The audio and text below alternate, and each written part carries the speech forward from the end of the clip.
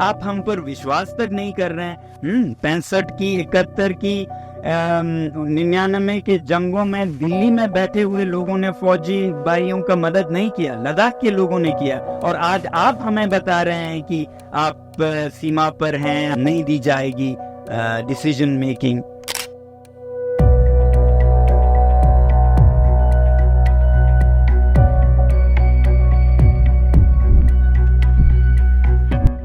The Quint joins Sonam Wangchuk on his foot march from Ladakh to Delhi, and he has a few key demands. अब democracy Jammu Kashmir में restore हो रहा है, पूरे देश में हर जगह है, तो लद्दाख के लोग क्यों डेमोक्रेसी से वंचित रहे? पिछले 5-6 सालों से एक भी रिक्रूटमेंट नहीं हुआ है। सेंसिटिव बॉर्डर्स पर ऐसे यूथ को रखना, अनएम्प्लॉयड रखना, फिर उन्हें डेमोक्रेसी भी नहीं देना, ये नेशनल सिक्योरिटी के लिए एक बहुत undesirable situation है। What are his exact demands? Is the government listening? Braving political pressures and tough terrains, will he be able to make it to the national capital? Ladakh एक खुद यूटी बना जी, बहुत अच्छा डिसीजन था। अब उनको फिर पर काट के रख दें कि उनकी जबान काट के रख दें, ये अच्छा डिसीजन नहीं था। सिर्फ याद दिलाना है कि जो उन्होंने वादे किए हैं वो पूरा करें।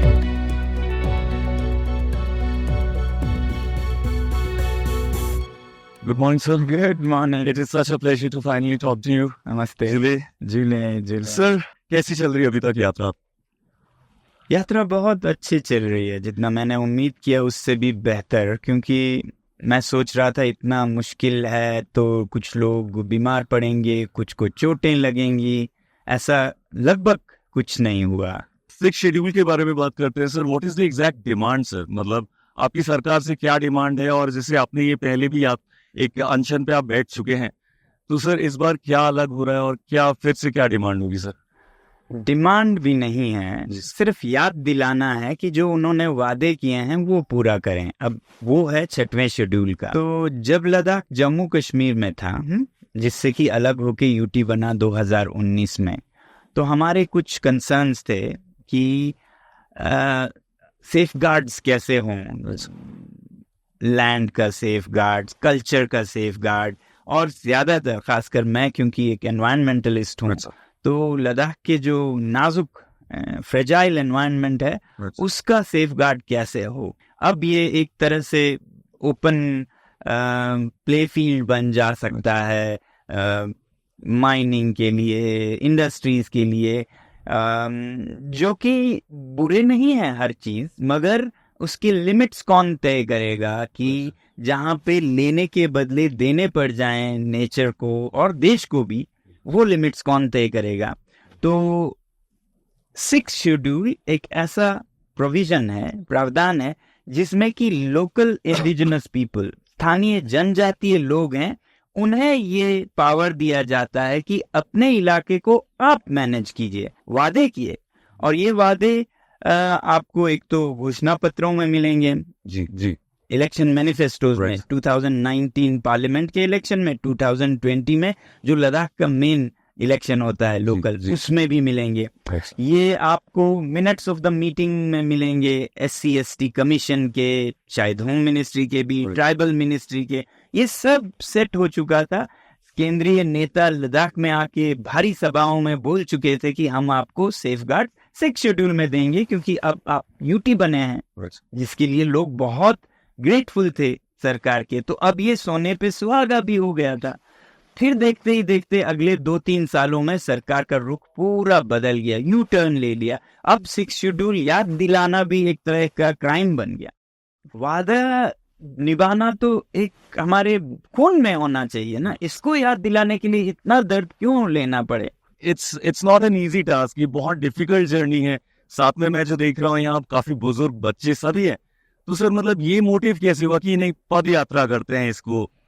नहीं, मोटिव ये है कि कैसे हम दूसरी तरफ के पक्ष को अपनी गलती एहसास कराएं और सही कराएं। गांधी जी का तरीका है कि आप उन पे पत्थर फेंक के, उनको बुरा भला बोल के नहीं करें, आप इतने शांति से करें और खुद पे दुख लें, खुद पे दर्द लें, कभी भूखे रहें धूप में, कभी -20 के ठंड में, कभी पहाड़ों के ऊपर से चल के आए, छाले पड़े हों आपके पैरों में, अगर हम ऐसा स्टैंड लें, क्या कहेंगे, एग्रेसिव, राइट, तो अस एंड देम वाला होगा। एक पार्टी कहेगी ये तो हमारे दुश्मन है, हम कहेंगे वो दुश्मन है। जैसे सिख शेड्यूल की मांग हो रही है, इसके साथ साथ जैसे मैं देख रहा हूँ ये जो मूवमेंट है ये एनवायरनमेंट को बचाने की भी एक मुहिम है।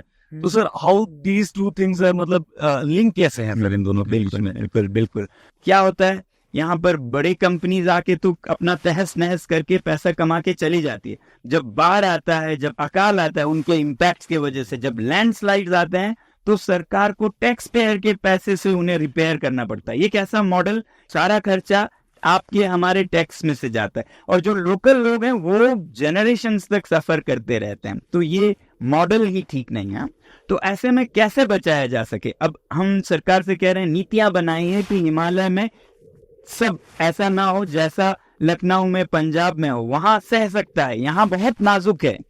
तो ऐसे नीतियों में एक हमने देखा कि 6 शेड्यूल पहला ही है, जो नेटिव्स को, स्थानीय लोगों को अपना एनवायरनमेंट, अपना लैंड, अपना फॉरेस्ट मैनेज करने का पहले से ही हक दे रहा है।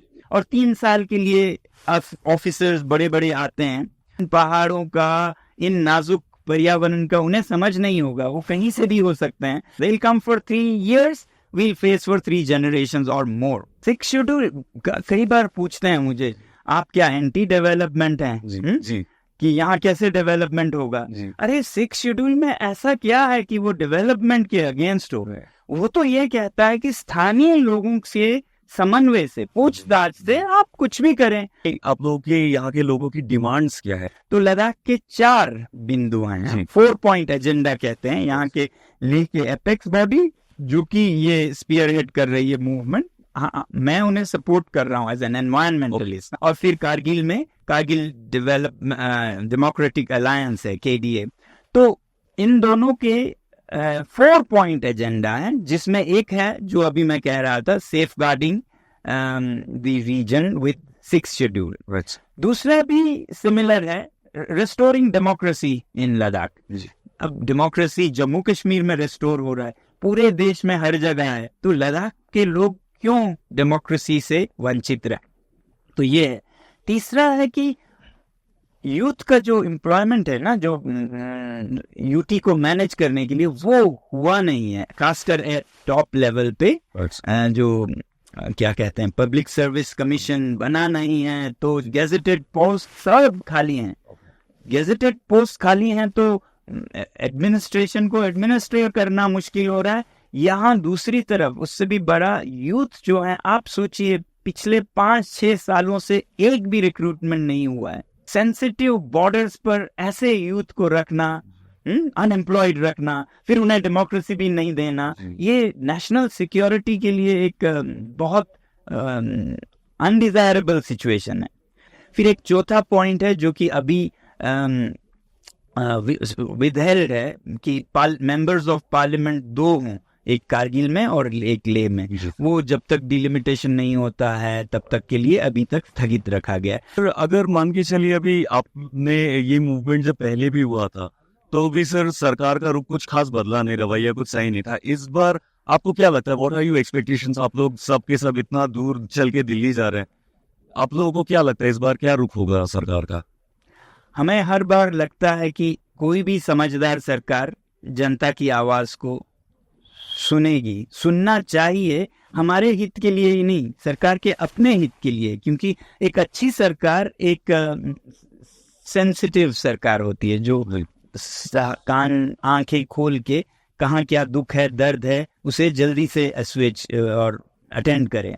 तो हमारी उम्मीद तो ये रहती है, मगर दूसरी तरफ भगवत गीता से हम सीख लेते हैं कि अपना कर्म किए जा, फल की चिंता मत कर। इस बार नहीं तो अगली बार, अगली बार नहीं तो उसके अगली बार किसी बार में जरूर होगी। कुछ ऑपोजिशन जो इस मूवमेंट को अपोज कर रहे हैं, जी जी, उनमें जैसे कुछ लोगों का कहना है कि since it's a very sensitive zone, यहाँ एक मिलिट्री बेस है, हाँ। 6 शेड्यूल के मिलने से शायद वो सेंट्रल का वो पावर थोड़ा डाइल्यूट हो जाए। सर इसके ऊपर मतलब मैं इसके ठीक ऑपोजिट समझूंगा। नहीं मिलने से जी। यहाँ पर बहुत कमजोर होगा सीमा। नहीं मिलने से लोगों में ये होगा ना कि आप वादा करते हैं, आप मुकर जाते हैं, आप हम पर विश्वास तक नहीं कर रहे हैं। आपने दिल्ली में बैठ के नहीं लड़े जंग, 65 की, 71 की, 99 के जंगों में दिल्ली में बैठे हुए लोगों ने फौजी भाइयों का मदद नहीं किया, लद्दाख के लोगों ने किया। और आज आप हमें बता रहे हैं कि आप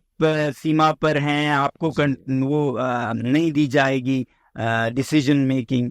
हमें अगर जरा भी शक हो तो दिल्ली पर शक हो सकता है, लद्दाख पर नहीं, कि वो देश के हित में करेंगे कि अहित में करेंगे। यहाँ तो लोग जाने दे के देश को बचाने में लगे रहते हैं। और वैसे फिर कभी कहते हैं लोग कि बॉर्डर पर ऐसा नहीं किया जा सकता है, स्टेटहुड या डेमोक्रेसी नहीं दिया जा सकता है। तो सिक्किम में तो कब से है, अरुणाचल में तो कब से है, तो हर जगह जब दिया जा सकता है तो लद्दाख में क्यों नहीं दिया जा? सर आप तो मतलब यहाँ शुरुआत से ही रहे हैं, आप यहीं के हैं, आपने मेजर क्या चेंजेस होते हुए देखा होगा these many years जो आपको लगता है कि is not right and not fitting for this place? नहीं, पॉलिटिकली स्पीकिंग, जैसे लद्दाख एक खुद यूटी बना जी, बहुत अच्छा डिसीजन था, क्योंकि यहाँ की संस्कृति, यहाँ की मुश्किलातें सब अलग हैं, तो अलग किया। ये बहुत अच्छा डिसीजन था और इस पे सबने बहुत वो किया। बिल्कुल सर। अब उनको फिर पर काट के रख दें, कि उनकी जुबान काट के रख दें, ये अच्छा डिसीजन नहीं था। अलग किया तो इन्हें भी स्टेट या यूटी ही सही, बट यूटी विद लेजिस्लेचर देते। तो क्या बुरा मांग रहे हैं? UT with legislature is nothing wrong. बाकी एनवायरमेंटली तो है ही। जब यहाँ पर लोकल कोई आवाज कंसीडर नहीं किया जाएगा तो कोई भी लेफ्टिनेंट गवर्नर आके कुछ भी करके चला जाएगा, उन्हें तो कुछ फर्क नहीं पड़ेगा। वो तो 3 साल के बाद कोई पद्मश्री विभूषण लेके चलो जाएंगे, यहाँ के लोगों को भुगतना पड़ेगा। ये डेवलपमेंट अच्छा नहीं है। आपको अच्छे से पता होगा ये मूवी 3 इडियट्स के बाद यहाँ का टूरिज्म बहुत बड़ा है। डू यू थिंक मतलब उसका भी एक गलत असर पड़ रहा है?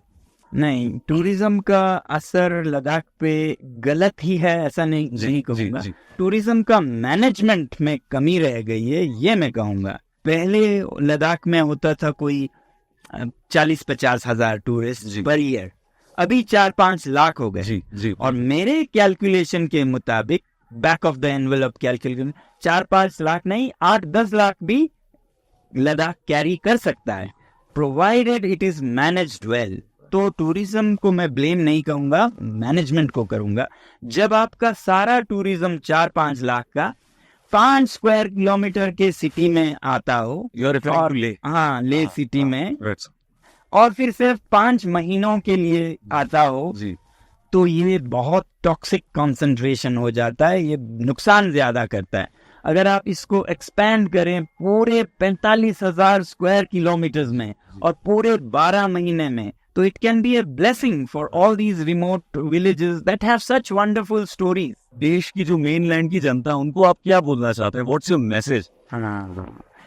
तो मैं 3 चीजें कहना चाहता हूँ। एक तो जो लद्दाख संघर्ष कर रहा है उसे आप लद्दाख का संघर्ष की तरह ना देखें, ये देश का संघर्ष है।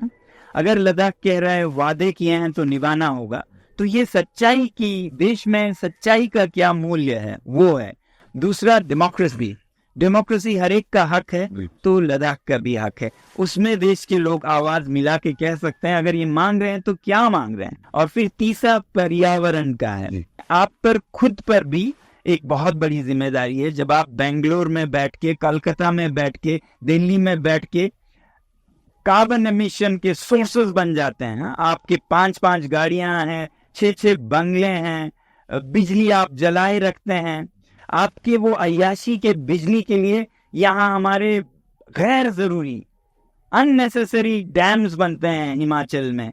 इन डैम्स की वजह से लैंडस्लाइड्स आते हैं, लोगों को बेघर होना पड़ता है। सब आपके टेलीविजन को ऑन करने के लिए, आपके गेमिंग कंसोल्स को चलाने के लिए, आपके इलेक्ट्रिक कार को चार्ज करने के लिए यहाँ के लोगों की जिंदगियां बर्बाद हो जाती हैं. तो you have to reduce your greed and luxuries so that others and your own future can sustain. Thank you so much for giving me your time. It has been a great pleasure. Thank you. Thank you. Thank you. Please live simply in the big cities so we may simply live in the mountains. Absolutely. Thank sir. you. This is so great. Thank you so much, sir. All the best.